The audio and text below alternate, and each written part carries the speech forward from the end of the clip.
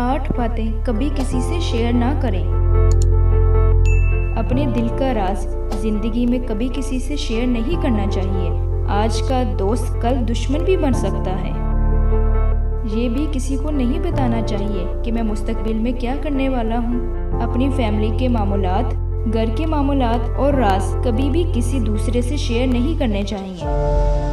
नेकी के उन कामों का भी किसी से जिक्र ना करें जो आप अल्लाह की रज़ा के लिए करते हैं, क्योंकि ये अल्लाह और आपके दरमियान एक मामला होता है।